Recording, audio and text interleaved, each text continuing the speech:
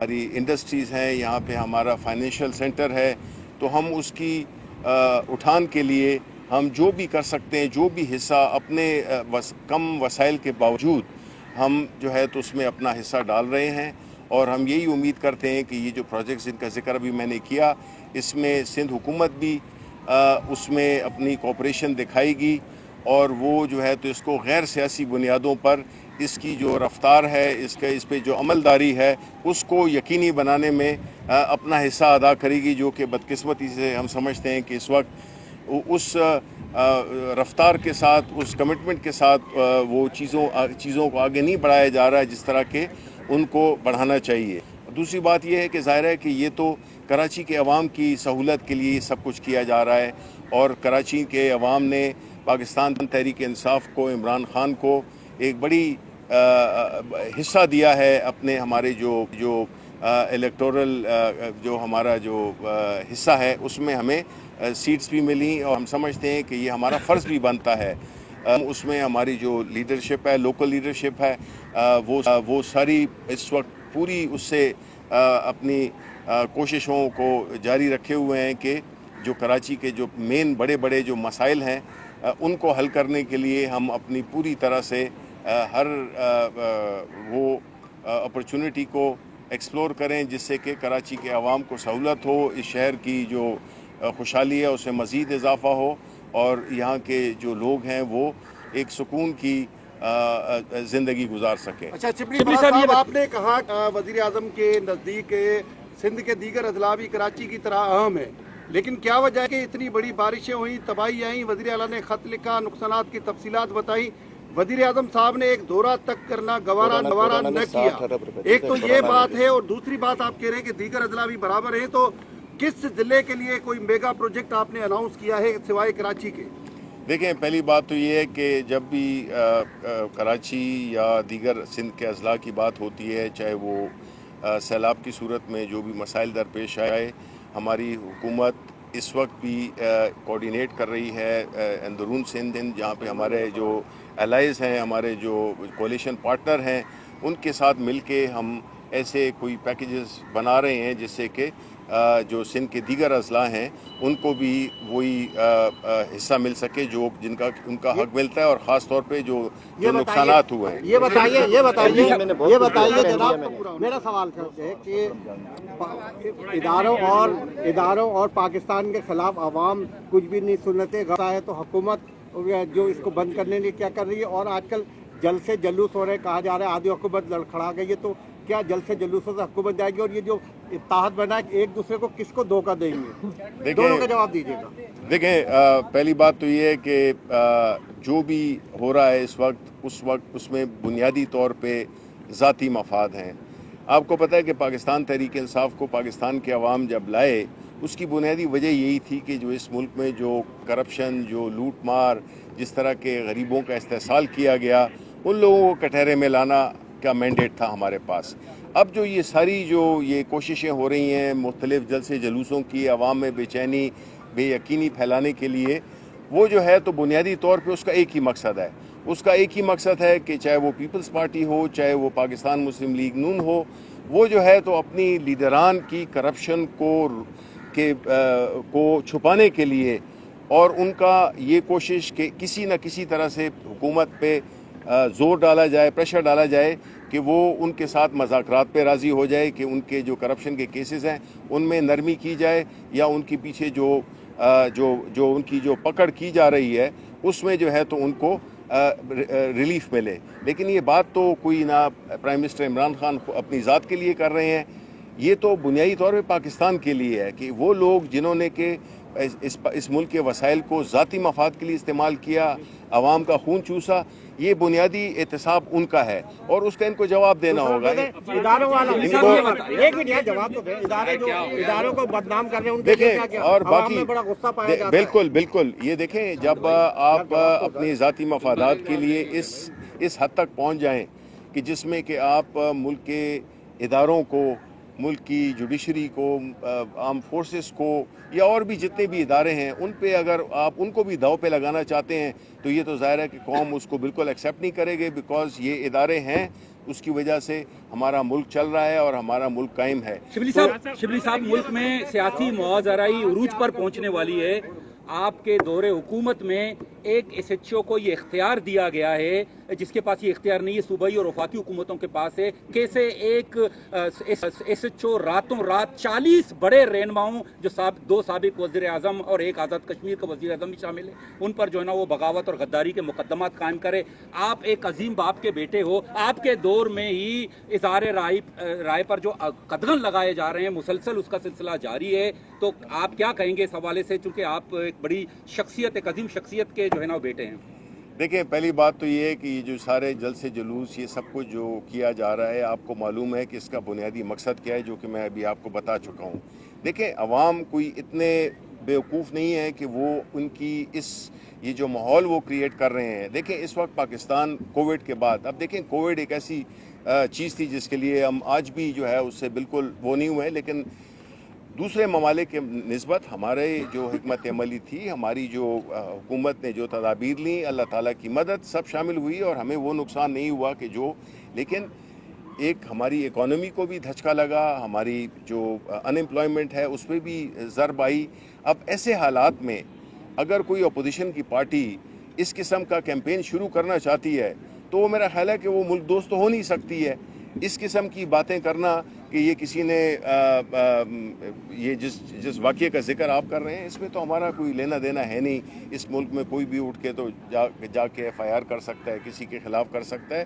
حکومت اس معاملے میں نہیں ہے۔ ہماری توجہ ہے عوام کی بھلائی کے لیے، فلاح کے لیے کام کرنا، ہم اس پہ فوکسڈ ہیں، اور یہ جو ہے تو آئیں گے، بیکاز ان کا جو ہے ان کے پاس کوئی وہ اخلاقی جواز نہیں ہے ان کے پاس کہ وہ ایک تحریک چلا سکیں، کیونکہ یہ تو اس چیز کی جس صورتحال میں ملک ہے، یہ جو مہنگائی ہو رہی ہے، یہ سب کی تو بنیادی وجہ یہ لوگ خود ہیں، تو یہ خود اپنے خلاف جو ہے تو وہ کرنا چاہتے ہیں۔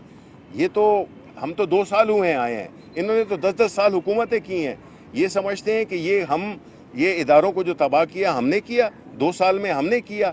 یہ جو مہنگائی کے اور جو قرضوں کے اور جو اور مشکلات جو پورے جو اداروں کو مفلوج کر دی گیا صرف ذاتی مفاد حاصل کرنے کے لیے، کہ ان کی جو کرپشن ہے اس کے لیے اس کو وہ سہولت کار بنے وہ ادارے جو کہ ہیں ہی اسی لیے کہ وہ ان چیز کو روکیں۔ تو کیا ہوگا؟ سینیٹر فیصل جاوید نے کہا ہے کہ اپوزیشن کے لیے کنٹینرز ہم نے منگوا لیے ہیں، آپ کے پاس کیا اطلاعات ہیں کتنے کنٹینرز منگوائے گئے ہیں اپوزیشن کے لیے؟ یہ جی آپ فیصل جاوید سے پوچھیں۔ سر، سندھ حکومت کا کہنا ہے کہ غیر قانونی غیر آئینی طور پہ جزائر پہ قبضہ کیا گیا ہے۔ دیکھیں، آئین کا آرٹیکل 72 کی شق نمبر 1 کیا کہتی ہے اور 18 ترمیم کیا کہتی ہے؟ اسی میں ایڈ کر لیں کہ احتجاج بھی کیا ہے اور پیس پارٹی نے جو ہے مجبوراً یوٹن اسی بات پہ لیا ہے، کیونکہ وہاں جو مقامی لوگ ہیں ان کا جو ہے رائٹ ہے وہ متاثر ہوں گے اور فشریز انڈسٹری ہے وہ متاثر ہوگی، کیا کہیں گے؟ اچھا، اس میں پیپلز پارٹی نے خط لکھا ہے، اس کو ایڈ کر لیں تو وہ اب جو وفاقی حکومت ہے وہ جو فیصلہ کیا گیا ہے اس کو واپس لینے کی پوزیشن میں ہے، جو جزائر کے حوالے سے پیپلز پارٹی نے خط لکھا ہے۔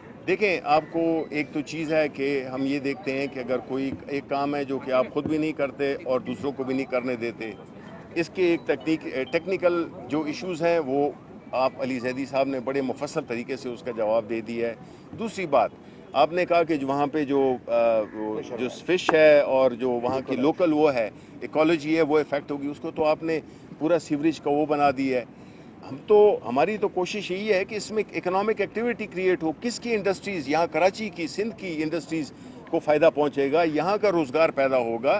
ہم ایک ڈیولپمنٹ کر رہے ہیں، ہم فورن انویسٹمنٹ لا رہے ہیں آپ کے علاقے میں، آپ کی جہاں پہ حکومت ہے، آپ وہاں پہ ہم ایک ایسا پروجیکٹ شروع کرنا چاہ رہے ہیں جس میں کہ ظاہر ہے کہ جو بھی لوگ اس سے متاثر ہوں گے، ہمیشہ کوئی نہ کوئی تو متاثر ہوتا ہے، ان کو پراپر کمپنسیشن دی جائے گی، ان کو وہاں کا حصہ دار بنایا جائے گا۔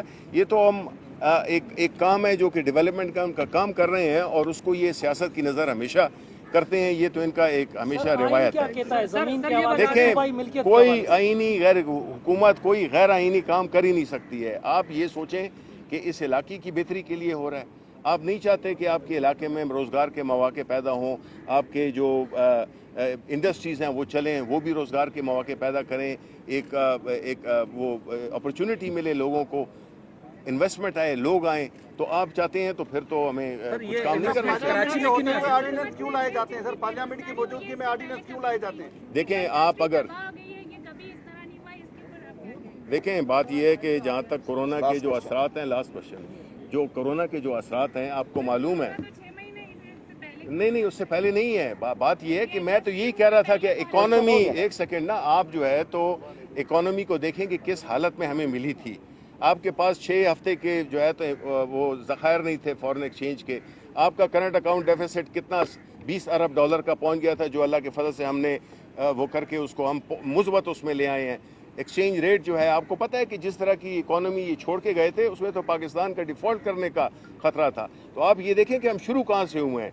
अगर आपको ये इसका अंदाज़ा हो जाएगा कि हम शुरू कहाँ से हुए हैं, तो आप बिल्कुल, आप तो हमारे गीत गाएंगी, क्योंकि जिस मुश्किलात में से हमने निकाला है, जो स्टेबिलिटी हम लाए हैं, उसके बाद कोविड आ गया, आपके सिंध में सैलाब आ गए और खैबर पख्तूनख्वा में सैलाब आ गए।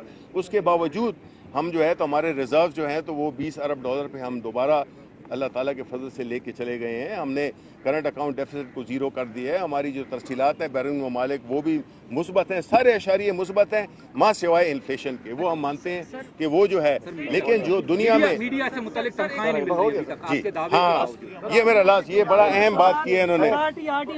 नहीं,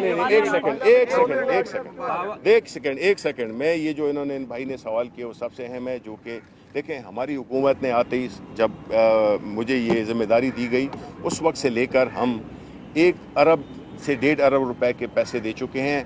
जितने भी मीडिया के हमारे वाजिबात थे, ये बड़ी बदकिस्मती है कि वो तनख्वाहें, कुछ ऐसे चैनल्स हैं, कुछ ऐसे अखबारात हैं जो अपने उनको नहीं कर रहे, और अभी हम मैकेनिज़्म बना रहे हैं जिसमें कि हम पहले ये यकीनी बनाएंगे कि जो तनख्वाहें, जो एम्प्लॉइज़ की तनख्वाहें हैं, वो उनकी गारंटी हो कि जिनको जो भी पैसे मिल रहे हैं, जिन चैनल्स को, जिस मीडिया हाउसेस को, जिन न्यूज़पेपर्स को, तो वो अपनी तनख्वाहों का वो जो है तो डायरेक्ट जो है ना उनको हम ये तनख्वाहें दिया करेंगे। तो इसका ये इशू हमारे लिए बहुत करीब है, बिकॉज हम समझते हैं। बहुत शुक्रिया। कराची में वफाकी वज़ीर इत्तलात शिबली फराज मज़ार कायद पर मीडिया से गुफ्तगू कर रहे थे। उन्होंने कहा कि कराची पाकिस्तान का मुआशी हब है, यहाँ हमारा फाइनेंशियल सेंटर है, वसाइल कम है लेकिन इसके बाद अपना हिस्सा डाल रहे हैं। उन्होंने कहा कि अपोजिशन के जलसे जुलूसों का एक ही मकसद है कि वो अपने लीडरान की करप्शन को छुपाना चाहते। आगे बढ़ें और आपको बताएं कि विफाक का जजीरों पर नए शहर बसाने का मामला, सिंध हुकूमत ने जुलाई में विफाकी हुकूमत को लिखा गया खत वापस ले लिया है। महकमा लैंड यूटिलाइजेशन सिंध ने विफाकी हुकूमत को फैसले से आगाह कर दिया। मुरासले में कहा गया है कि सिंध के साहिल और जजायर सूबाई हुकूमत की मिल्कियत हैं। विफाक का जजायर पर मिल्कियत का दावा और ऑर्डिनेंस का इजरा गैर कानूनी है। नवाज शरीफ की वारंट्स गिरफ्तारी की तामील का मामला, पाकिस्तानी हाई कमीशन लंदन के अफसरान के तहरीरी बयान सामने आ गए। फर्स्ट सेक्रेटरी दिलदार अली ने बताया कि नवाज शरीफ के बेटे के सेक्रेटरी वकार अहमद ने उन्हें फ़ोन करके कहा कि वारंट्स गिरफ्तारी पार्क लेन लंदन की रहायशगाह पर 23 सितंबर को वो मौसूल करेंगे। वकार को बताया गया कि councillor attaché Rao Abdul Hannan warrants की तामील के लिए आएंगे, लेकिन फिर वकार ने कॉल करके वारंट्स वसूली से माजरत कर ली। कौंसलर अताशी राव अब्दुल हन्नान ने बताया कि लंदन में नवाज शरीफ की रहायशगाह पर 17 सितंबर को गया। नवाज शरीफ के ज़ाती मुलाजिम मोहम्मद याकूब ने वारंट वसूल करने से इनकार कर दिया। वारंट गिरफ्तारी की दस्ती वसूली की तामील नहीं हो सकी है। हुकूमत के खिलाफ अपोजिशन की तहरीक की तैयारी, पीडीएम की 2 बड़ी जमातों के रहनुमा आज सर जोड़ कर बैठेंगे। मौलाना फजलुर रहमान वफ्द के हमरा आज मरियम नवाज से मुलाकात करेंगे। मरियम नवाज की जानिब से फजलुर रहमान को इशारा दिया जाएगा। नून लीग की तर्जुमान मरियम औरंगजेब का कहना है कि बतौर पीडीएम सरबराह फजलुर रहमान की नून लीगी रहनुमाओं से पहली मुलाकात होगी।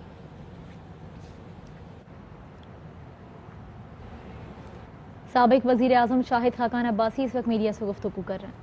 हकीकत ये है कि 4 और 5 अक्टूबर की दरमियानी रात में, रात के 2:25 पे शाहदरा पुलिस स्टेशन लाहौर में एक पर्चा दर्ज हुआ। आज तीसरा दिन है। वो 16 वज़रा, SAPM एडवाइज़र, किराए के स्पोक्स पर्सन, جو اس سے پہلے 4 دن سے کہہ رہے تھے کہ فلانا غدار ہے، فلانا غدار ہے، فلانا انڈین ایجنٹ ہے، آج وہ سارے غائب ہیں، آج وہ نظر نہیں آتے۔ اب ایک نئی کہانی آئی ہے کہ ہمیں نہیں پتا یہ پرچہ کس نے درج کیا۔ یہ اب وفاقی وزراء بھی کہہ رہے ہیں، وزیر اعظم صاحب سے منسوب کیا گیا کہ ان کو کوئی علم نہیں تھا اور بڑے ناراض ہوئے ہیں جب ان کو پتہ چلا ہے۔ تو ملک کا تو مسئلہ یہ ہے کہ وزیر اعظم کو پتہ نہیں ہے کہ آٹا جو ہے وہ 75 سے 80 روپے کا بک رہا ہے۔ وزیر اعظم کو پتہ نہیں ہے کہ چینی 110 سے اوپر بک۔ وزیر اعظم کو پتہ نہیں ہے کہ بے روزگاری ملک میں عام ہو گئی ہے، غربت بڑھتی جا رہی ہے، اس کا بھی وزیر اعظم کو علم نہیں ہے۔ وزیر اعظم کو علم نہیں ہے کہ معیشت تباہ ہو گئی ہے۔ وزیر اعظم کو اس بات کا علم نہیں ہے کہ انہوں نے 2 سال میں اتنے قرضے لے لیے ہیں جو پچھلے 10 سال میں پاکستان مسلم لیگ نون اور پیپلز پارٹی کی حکومت نے نہیں لیے تھے، اس کا بھی علم نہیں ہے۔ ان کو اس بات کا علم نہیں ہے کہ سی پیک بند ہو چکا ہے۔ ان کو اس بات کا علم نہیں ہے کہ آج ہم عالمی دنیا میں اکیلے ہیں۔ 4 دن اس وزیر اعظم کے وزراء لگے رہے، غداری کے سرٹیفکیٹ بانٹتے رہے۔ آج پرچہ درج ہو گیا ہے، میری ان سے گزارش ہے پرچے میں شامل ہو جائیں، پرچے میں اپنا نام شامل کریں کہ ہاں ہم بھی گواہی دینے والے ہیں کہ فلانا آدمی غدار ہے، فلانا انڈین ایجنٹ ہے۔ آج پورا ملک رو رہا ہے، ہنس کون رہا ہے؟ ہندوستان اور مودی۔ جب دنیا کے سامنے ہم نے رکھا کہ آزاد کشمیر کا وزیر اعظم ہندوستانی ایجنٹ ہے، ہم نے اس پہ پرچہ درج کر دیا، تو آپ کون سا مقدمہ کشمیر کا دنیا کے سامنے لڑیں گے؟ جب آپ یہ کہتے ہیں کہ ہمارے 2 سابقہ وزیر اعظم غدار ہیں، ہمارے ڈیفنس منسٹر غدار ہیں، ہمارے وفاقی وزیر غدار ہیں، ہمارے اسپیکر غدار ہیں، ہمارے گورنر غدار ہیں، ہمارے چیف منسٹر غدار ہیں، اور بات یہاں رکی نہیں۔ 3 لیفٹیننٹ جنرل ریٹائرڈ جو پاکستان کے اہم ترین عہدوں پر رہے ہیں، یہ قابلیت کا پورا فوج اور پورا پاکستان اعتراف کرتا ہے، آج وہ بھی غدار ٹھہرے۔ یہ بدنصیبی نہیں ہے اس ملک کی تو اور کیا ہے؟ میں پوچھنا چاہتا ہوں، یہ حب الوطنی کا سرٹیفکیٹ کہاں سے ملتا ہے تاکہ میں بھی اپلائی کروں؟ وزیر اعظم رہنے کے بعد میں بھی اپلائی کرنا چاہتا ہوں کہ مجھے حب الوطنی کا سرٹیفکیٹ دے دیں، کیونکہ غداری کا الزام تو ہم نے لگا دیا۔ یہ افسوسناک باتیں ہیں، یہ حیران کن باتیں ہیں۔ آج کوئی وزیر عوام کی تکلیف کی بات نہیں کرتا، عوام کی مشکل کی بات نہیں کرتا، پاکستان کے مسائل کی بات نہیں کرتا، صرف غداری کے الزام لگانے پر۔ اور اب وہ بند ہو گئے۔ میرا ان کو چیلنج ہے، باہر نکلیں، ایف آئی آر میں شامل ہوں، ملزمان کو گرفتار کریں اور پرچہ اور کیس چلائیں عوام کے سامنے کھلی عدالت میں۔ پاکستان کے عوام کو دکھائیں کہ یہاں کون سے غدار ہیں۔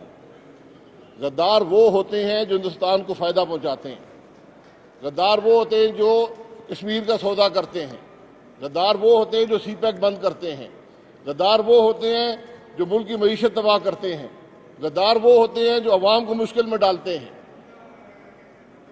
آج غداری اور حب الوطنی کے سرٹیفکیٹ مت باتیں، آج عوام کے مسائل حل کریں۔ یہ پی ڈی ایم اسی لیے بنی ہے، یہ غداری کے سرٹیفکیٹ بانٹنے کے لیے نہیں بنی، یہ حب الوطنی کے اعلامیے جاری کرنے کے لیے نہیں بنی، یہ صرف اور صرف پاکستان کے عوام کے مسائل حل کرنے کے لیے بنی ہے۔ میں اس ایف آئی آر کے قانونی پہلوؤں پر بڑی بحث ہو رہی ہے، مجھے اس بحث سے کوئی تعلق نہیں ہے۔ تو بحث کبھی عدالتوں میں ہوئی تو ہو جائے گی، کیونکہ ایسے پرچے پاکستان میں پہلے بھی بنے ہیں، لیکن اس سطح کے نہیں بنے کہ آزاد کشمیر کے وزیر اعظم کو بھی شامل کیا، جو لوگ پاکستان کے اہم ترین عہدوں پر رہے ہیں، جنہوں نے پاکستان کی خدمت کی، ان کو بھی شامل کیا، بغیر ثبوت کے شامل کیا۔ تو اب میرا خیال ہے کہ پرائم منسٹر کو پتہ نہیں ہے، چیف منسٹر کو پتہ نہیں ہے، وزراء کو پتہ نہیں ہے کہ پرچہ کون کرا گیا، اور پاکستان کا سب سے فرض شناس ایس ایچ او ہے، جس نے نہ رات کی تاریکی دیکھی نہ قانون دیکھا۔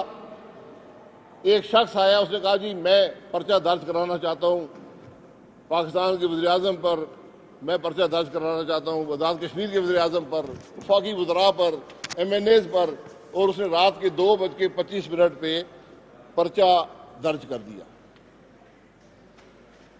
اب میں بھی ایک پرچہ درج کرانا چاہتا ہوں، میں بھی لاہور جا رہا ہوں، کل شادرہ جاؤں گا، میں بھی پرچہ درج کرانا چاہتا ہوں۔ میرا پرچہ عمران خان کے خلاف ہے، جس نے، میں نے بھی ٹی وی پر دیکھا ہے کہ پاکستان کے ڈی جی ایف آئی اے، ایک فرض شناس پولیس افسر 35 سال کی سروس کے بعد ریٹائر ہوا ہے، اس نے کھلم کھلا ٹی وی پر کہا ہے کہ مجھے وزیر اعظم نے بلا کر کہا کہ نواز شریف، مریم نواز، کیپٹن صفدر، دوسرے افراد پر پرچے بناؤ، ان کو اندر کرو۔ اس نے کہا کہ مجھے وزیر اعظم نے کہا کہ عمران خان نے کہا کہ خواجہ آصف پر آرٹیکل 6 کا پرچہ بناؤ، غداری کا پرچہ بناؤ۔ یہ اب آپ کو سمجھ آئے کہ غداری کہاں سے شروع ہوئی ہے۔ جس آدمی کی ذہنی کیفیت یہ ہو، جس کو اپنے آئینی حلف کی پرواہ نہ ہو، وزیر اعظم کا حلف کبھی آپ نے دیکھا ہے؟ جس کو آرٹیکل 62-63 کی پرواہ نہ ہو، جس کو اپنے عہدے کی پرواہ نہ ہو، جس میں اتنی ہمت ہو کہ وہ ہر قانون کو جھٹلائے، ایک اعلیٰ ترین سرکاری افسر کو بلائے اور اسے کہے کہ تم دوسرے لوگوں پر جھوٹے پرچے بناؤ، غداری کے پرچے بناؤ، ان کو اندر کرو۔ تو اس افسر نے کہا کہ آپ کے پاس نیب موجود ہے، یہ کام بڑا اچھا کر رہی ہے، آپ مجھے کیوں کہہ رہے ہیں؟ تو آج یہ ظاہر ہو گیا کہ وزیر اعظم کے دعوے ہیں جی میں سب کو اندر کرتا ہوں، تو نیب اس کے قبضے میں ہے،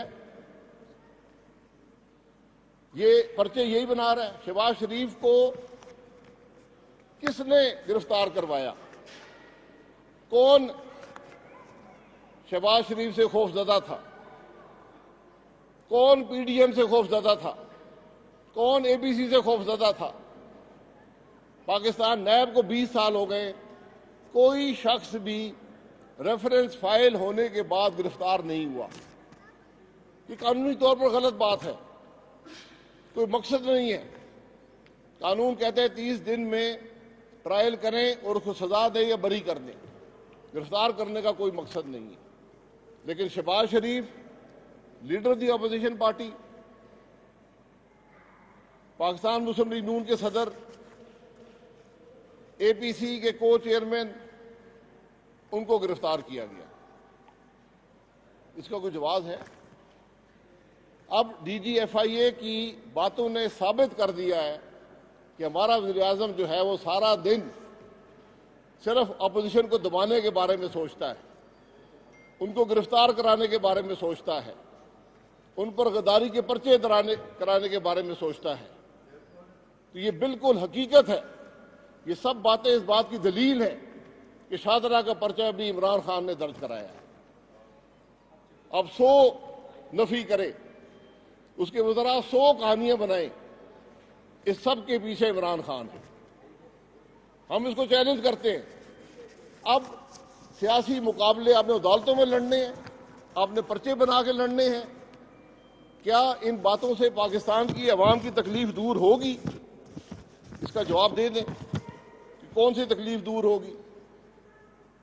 کابینہ کی میٹنگ میں آج تک پاکستان کے عوام کی تکلیف کی بات ہوئی ہے؟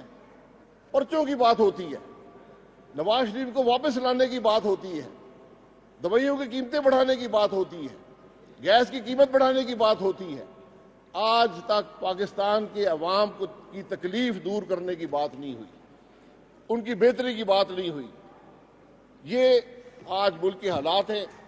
اسی لیے پی ڈی ایم ہے، اور انشاءاللہ پی ڈی ایم جو ہے یہ پاکستان کے عوام کو ریلیف دے گی. ان پرچوں سے ہم نہیں گھبراتے. ہمارا تو کھلا چیلنج ہے، یہ سارے وفاقی وزراء عمران خان سمیت شامل ہوں اس پرچے کے اندر، مدعی بنے، گرفتار کریں تمام ملزمان کو. کھلی عدالت میں پاکستان کے عوام کے سامنے کیمرے لگا کر ٹرائل کیا جائے، تاکہ یہ حقائق پتہ چلیں کہ آج پاکستان کے وفادار پاکستان بنانے والے ہیں، عوام کی تکلیف رفع کرنے والے ہیں، یا عوام کو تکلیف دینے والے ہیں، موڈی کی مدد کرنے والے ہیں، کشمیر کا سودا کرنے والے ہیں، ہندوستان کو تقویت پہنچانے والے ہیں. جتنا مذاق پاکستان کا آج اڑ رہا ہے پوری دنیا میں، ہندوستان کے اخبارات اور ٹی وی بھرے ہوئے ہیں، یہاں کسی کو شرم نہیں ہے. آپ کے عمل سے یہ پاکستان کی بےزتی ہو رہی ہے، کسی کو پرواہ نہیں ہے. آپ حضرات کا بہت شکریہ. سر آپ جس طرح انہوں نے غداری کا الزام لگایا ہے، آپ نے بھی وہی سلسلہ شروع کیا ہے. میں کسی پر غداری کا نہ الزام لگاتا ہوں، نہ میرے پاس غداری کے سرٹیفکیٹ ہیں. میں نے تو حقائق بیان کیے ہیں کہ جو ملک کو نقصان پہنچاتا ہے غدار وہی ہو سکتا ہے.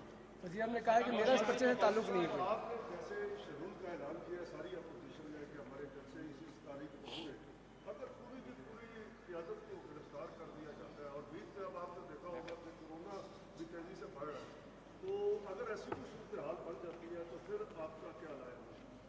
دیکھیں 22 کروڑ عوام کو گرفتار کر لیں گے، تکلیف میں تو عوام ہے. ہم کوئی اپنی سیاست کرنے تو نہیں نکلے، ہم کوئی اقتدار کے حصول میں تو نہیں نکلے، ہم تو نکلے عوام کی مشکل کے لیے. اور کرونا، اگر آپ حکومت کے جو نمبرز دیکھیں تو کرونا تو پاکستان میں نہیں بڑھ رہا.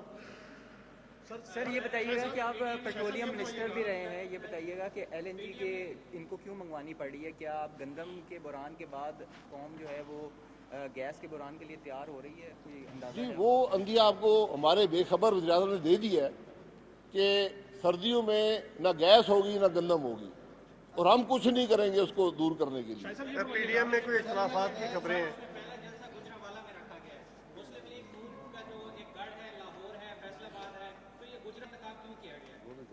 دل بھائی آپ نے جلسے کی دیکھی ہے نا، 16 کو گجرانوالہ ہے، 18 کو کراچی میں ہے مرکزی جلسہ صوبائی دارالحکومت میں، 25 کو مرکزی جلسہ ہے صوبائی دارالحکومت کوئٹہ میں، اور 22 تاریخ کو نومبر کو جلسہ ہے صوبائی دارالحکومت پشاور میں، 30 کو جلسہ ہے ملتان میں، اور 13 دسمبر کو جلسہ ہے صوبائی دارالحکومت لاہور میں.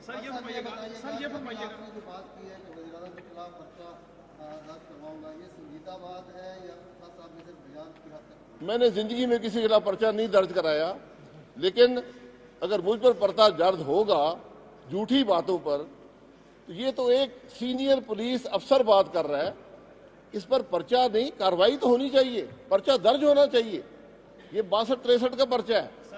یہ جی کوئی شخص بدر رشید سے گزارش کروں گا وہ چلا جائے گا، وہ آدھی پرچے درج کرانے والا. جس طرح ماضی میں اے پی ایم کی موومنٹ ہوئی، ابھی پی ڈی ایم جو تمام اپوزیشن جو ہے ادھر اکٹھی ہو گئی ہے، ایسا تو نہیں کہ تمام یہاں پر آپ کو بتائیں کہ اشتہاری ملزم نواز شریف کے ریفرنس میں ظاہر اثاثے ضبط کیے جائیں. احتساب عدالت نے توشہ خانہ ریفرنس میں تحریری حکم جاری کر دیا. اسی پر بات کریں گے. شاہ خالد ہمارے ساتھ ہیں. شاہ خالد کیا ڈیٹیلز ہیں؟ جی بالکل، احتساب عدالت اسلام آباد نے توشہ خانہ ریفرنس میں تحریری حکم نامہ جو ہے یہ جاری کر دیا ہے، جس میں یہ کہا گیا ہے कि इश्तिहारी मुलजिम नवाज शरीफ के रेफरेंस में जाहिर शुदा असाते जब्त किए जाए।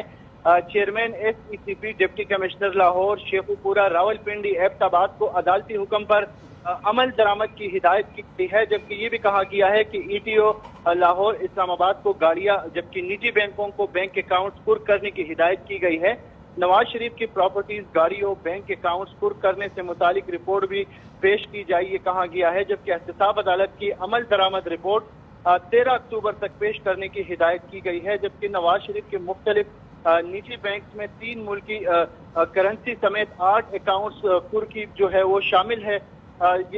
ये भी कहा गया है कि नवाज शरीफ की मोहम्मद बख्श टेक्सटाइल मिल में 4,67,000, इत्तेफाक स्टील मिल में 48,606 शेयर जो है ये कुर्क होंगे। हुदैबिया पेपर मिल्स में नवाज शरीफ की 3,43,000, हुदैबा इंजीनियरिंग कंपनी में 22,000 शेयर के जो है वो मालिक है वो भी कुर्क किए जाएंगे। नवाज शरीफ के 5 बैंक अकाउंट्स में 6,12,000 रुपए जो है ये मौजूद है और गैर मुल्की करेंसी वाले अकाउंट्स में 566 यूरो, जबकि 698 अमरीकी डॉलर और 498 बरतानवी पाउंड जो है ये मौजूद है। जबकि लाहौर के मांक में 936 किनाल, बडोकतानी में 200 किनाल जरी अराजी शामिल है। जबकि पोर्ट नवाज शरीफ और इनके ज़ेर कफालत अफराद के नाम लाहौर, शेखुपुरा, मरी और एबटाबाद में उनके नाम पर जायदादें हैं। जबकि मरी में बंगला गली एबटाबाद में भी जितने भी उनकी प्रॉपर्टीज है उनको कुर्क करने का हुक्म दिया गया है। बहुत शुक्रिया शाह खालिद। वापस आएंगे एक ब्रेक के बाद, हमारे साथ रहिए।